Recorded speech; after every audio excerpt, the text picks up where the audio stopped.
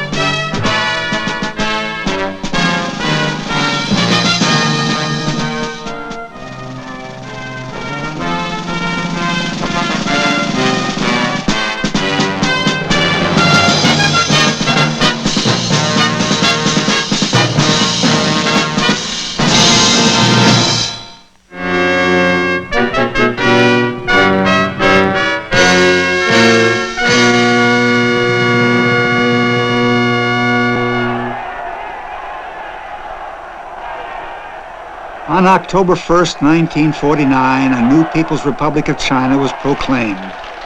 Mao Tse-tung had won power by force of arms, proving the truth of his own dictum that power flows from the barrel of the gun. A grim truth for the rest of the world to live with, but one that at least came unencumbered with Marxist dogma.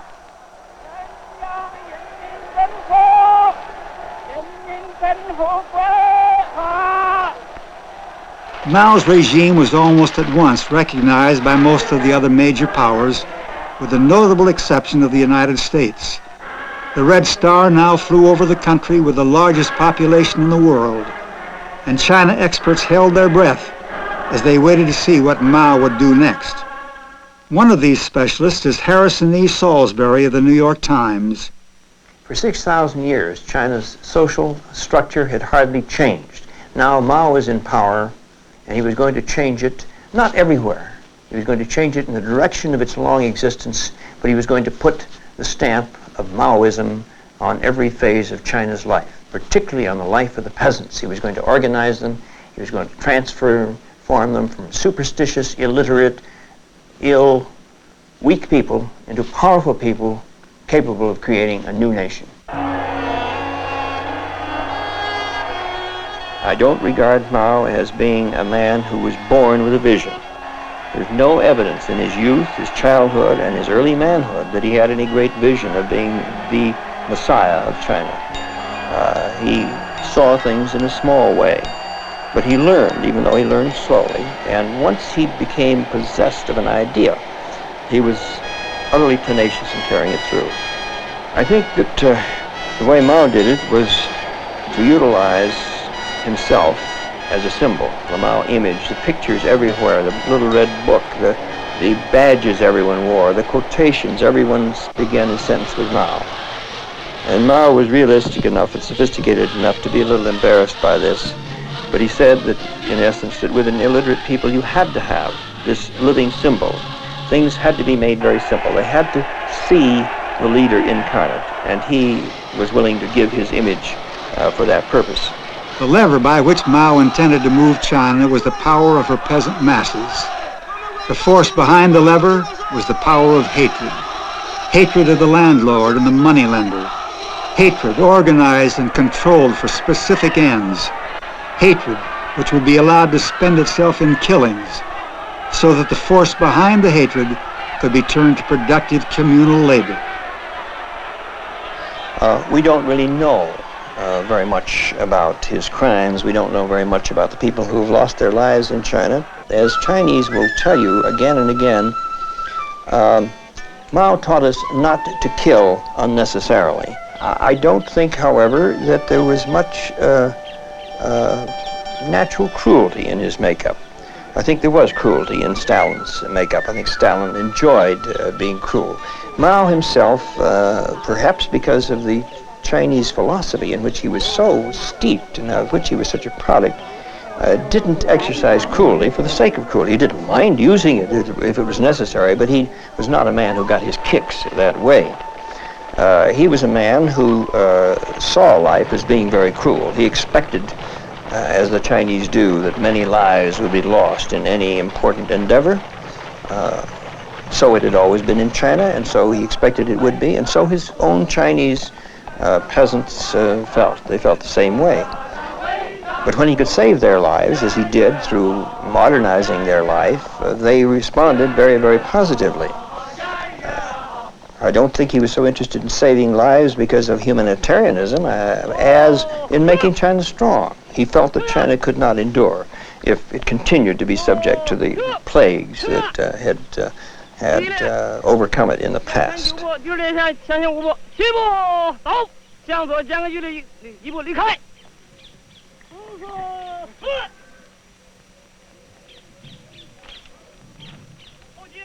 The organization of the peasants was controlled by Mao's army. Instead of browbeating the peasants, as warlords in the past had done, Mao's soldiers took the lead in helping them. Soon the peasants had organized themselves in paramilitary formations. This, at least, is the picture released to the outside world. What the camera shows is the regimentation of a whole people whose wills were no longer their own. No one could escape from that regimentation, not even the youngest.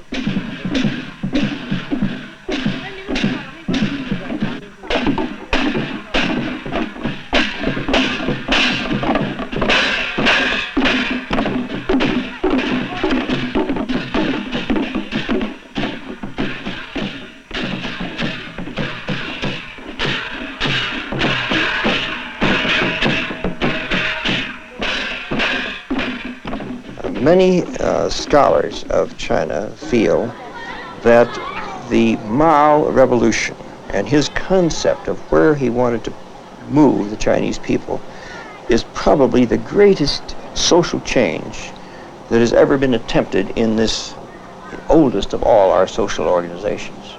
There's no other social organization of human beings that has a continuous history of nearly 8,000 years. And the reason it has had that continuous history is that it has always stayed within certain boundaries. It has never changed very much, very fast. Mao's concept was to move these people away from thousands of years of living arrangements into new ones. That power flows from the barrel of a gun was a truth for children to learn in Mao's order of things.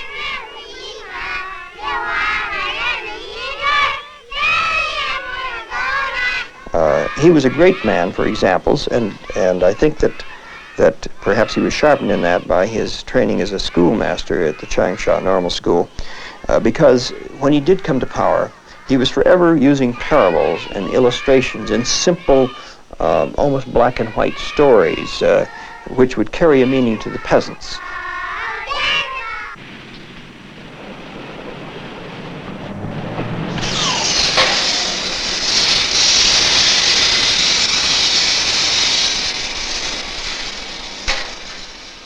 Mao brought no master plan to the task of building up his country.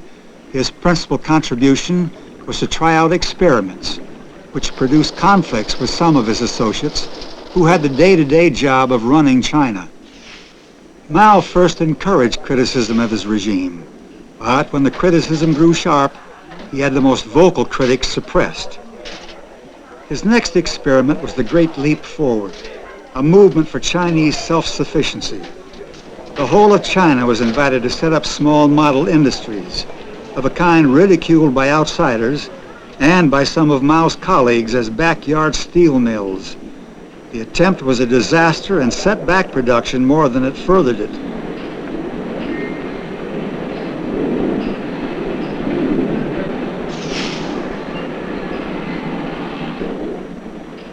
These costly failures reduced Mao's standing among his colleagues. He appeared to be dropping into the background and assuming the role of an elder statesman, while direction of affairs passed into the hands of younger men. But then in 1965, Mao emerged from this apparent retirement to launch what became known as the Great Proletarian Cultural Revolution. Mao probably understood power better than almost any contemporary statesman. He understood it in realistic terms.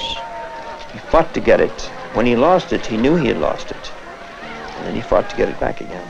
Power for him was on a scale that is almost inconceivable for any Westerner to understand, because power to him meant the leadership and the movement of an enormous tide of people. The day after his famous swim in the river, Mao came to Peking and took over the Cultural Revolution. What followed were 4 years of turbulence, anarchy, and occasional civil war in China's cities, factories, and universities. For years, the nation was in such turmoil that production in factories dropped to alarmingly low levels. Only the peasant masses in the army were relatively immune from the struggle.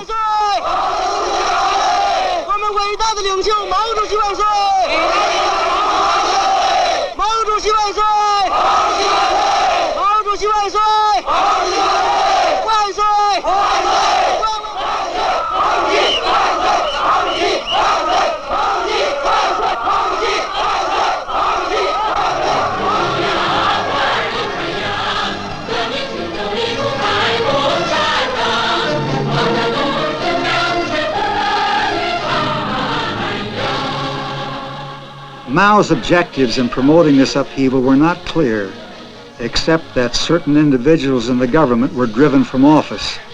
He simply couldn't live with him in the last period of his life. Profoundly disagreed with him, and also wanted the power back in his own hands. He'd lost a large hunk of it, and he wanted it back. And he got it back only to see the whole thing. Well, I guess he didn't realize it because he was gaga before he died, but the whole damn thing just really blew up in his own hands after he got it. It was too late. He should have stayed the elder statesman as they wanted him to be.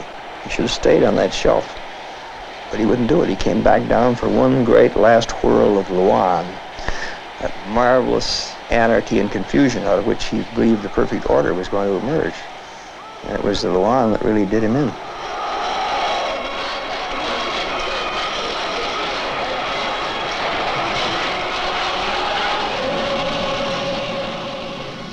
Thousands, it is thought, were killed in the Cultural Revolution.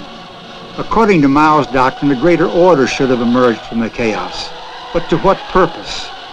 Was it only to glorify Mao himself? Mao summed up his philosophy typically for a Chinese in a poem. So many deeds cry out to be done, and always urgently. The world rolls on, time presses. 10,000 years are too long. Seize the day, seize the hour. The four seas boil, clouds and waters rage. The 5 continents rock in the wind in roaring thunder. Away with all pests, our force is irresistible. And then he said something about what he was going to do with his power, something about killing. The head of a man does not grow like a leek, and once it is cut, another will not come out. If a head is wrongly cut, there would be no way to correct the mistake. He was going to kill, but he was going to kill selectively. The power of organized chaos joined to the power of hatred made a fearsome combination. Could such a destructive force be contained within China?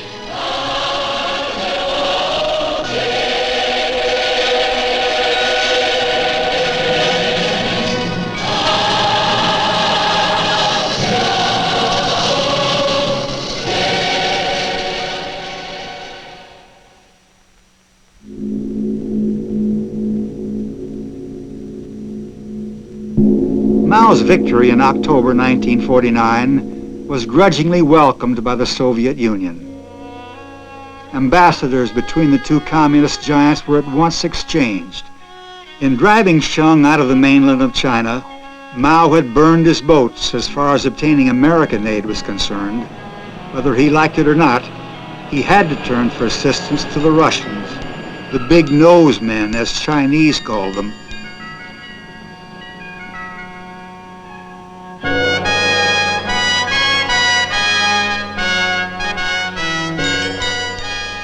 Chinese think in such long terms, and they think of the end not as we do, in the sense that we have to have the results within 48 hours.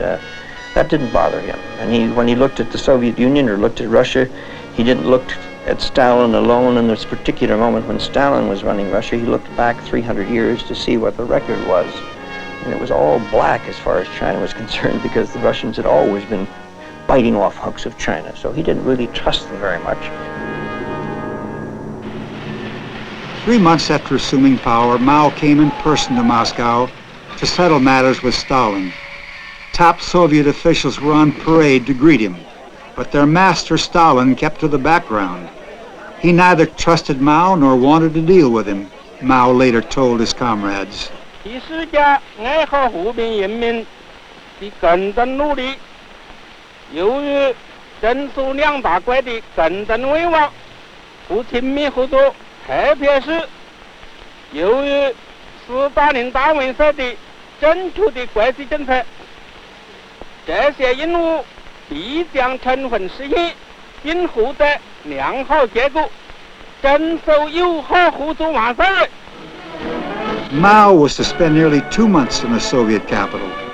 The end result was a treaty of friendship and alliance in which China had to make enormous concessions, not unlike the deals the old imperial China was forced to make with European powers. There was no man of power with whom Mao quarreled more intensely and over a longer period of time than Stalin. He was in ideological dispute with him because he had a different idea of what China should do in the revolution. And Stalin again and again during Mao's rise attempted to block that rise. When Mao went to Moscow in December of 1949 trying to get a treaty of aid and assistance from Stalin, he finally got it, but it was a piffling treaty. He had a very difficult time. As he told his associates later, Stalin didn't trust him and didn't think he could stay in power. The truth of the matter was that Stalin was probably plotting at that very moment to get him out of power.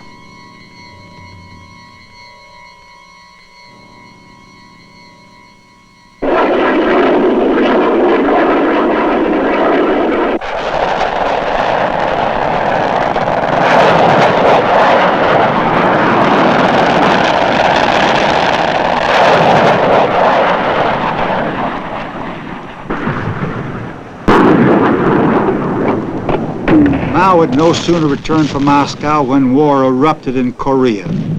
It's most probable that Stalin launched it deliberately in order to obtain Russian domination in Korea and so give him a stranglehold over Peking. Mao sought no conflict with America so soon after coming to power, but China was quickly drawn into war. This was to sow intense hostility between Communist China and the United States for the next 20 years. China's growing military power made her a dangerous neighbor to Russia, especially after she had exploded her first atomic device, and so became the world's 5th nuclear power. After Stalin's death, Khrushchev attempted to improve relations between the Soviet Union and China with an enormous aid program, but he and Mao quarreled about how communist power should be used in the world. The aid program foundered, and relations between Russia and China worsened. The smiles hid fears and hates on both sides. Meanwhile, Mao's old antagonist, Chiang Kai-shek, had retreated to the island of Taiwan with the remnants of his army. Backed by the United States, Chiang maintained that his was the only legitimate government of China. It was Chiang's regime which held the permanent seat of the United Nations Security Council, reserved for China by the Allies in the Second World War. The nationalist presence across the China Sea was a constant threat to Mao's totalitarian claims. Whatever else they might be, the nationalists were certainly Chinese, with myriad ties binding them to their homeland.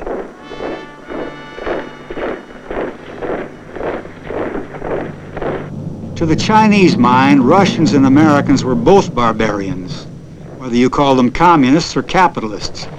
Mao used his power to extend China's influence towards her traditional frontiers.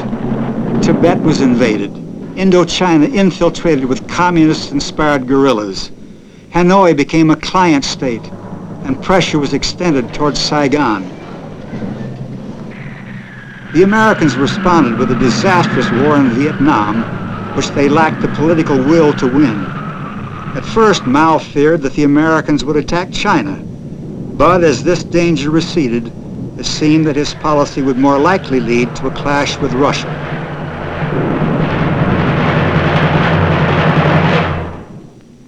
Mao's youthful dream had been to restore China to her ancient power and dignity. When the President of the United States came in person to Peking, it must have seemed to the aging Mao as though he had achieved the summit of power.